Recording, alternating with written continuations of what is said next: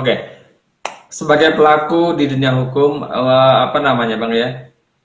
Kalau cuma semata slogan itu kan tidak cukup, harus diimplementasikan dari ketiga unsur tadi, eksekutif, yudikatif, legislatif.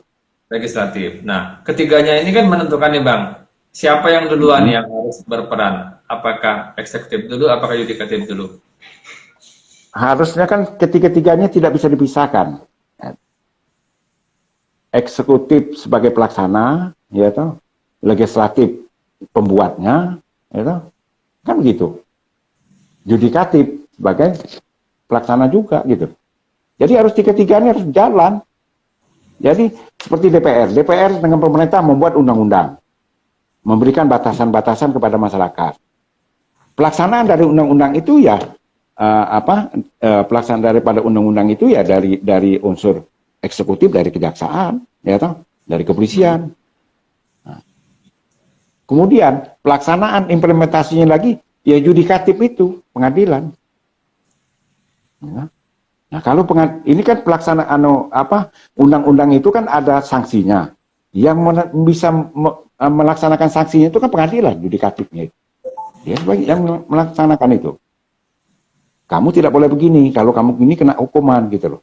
Nah, contohnya aja sekarang kan sebenarnya Habib Rizik itu sudah bayar 50 juta itu. Pelanggarannya itu sudah bayar gitu. Apalagi yang dilaksanakan ini.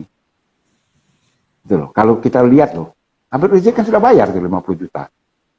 Kan ada dendanya itu. Denda apabila terjadi kerumunan orang kan dikenakan denda.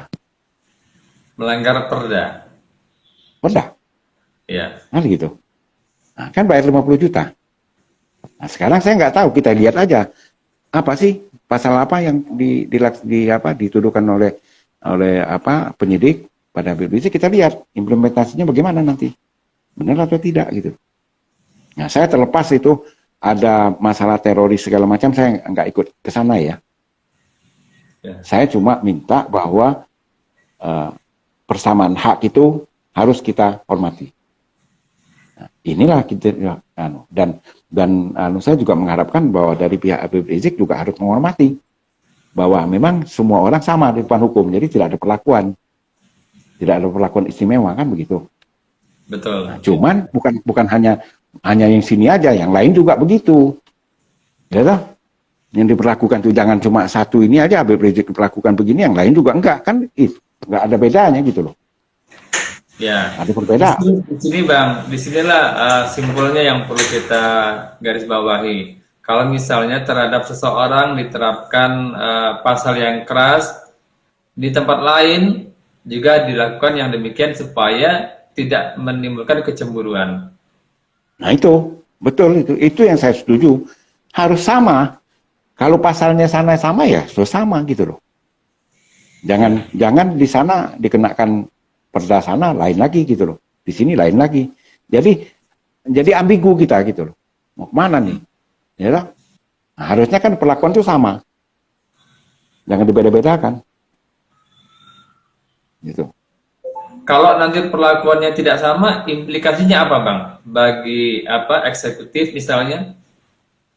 Kalau implikasinya itu kan tidak ada undang-undang yang mengatakan bahwa melakukan suatu pelanggaran. Harusnya ombudsman yang berjalan tuh. Ya. Ombudsman yang memberikan peringatan gitu pada pemerintah.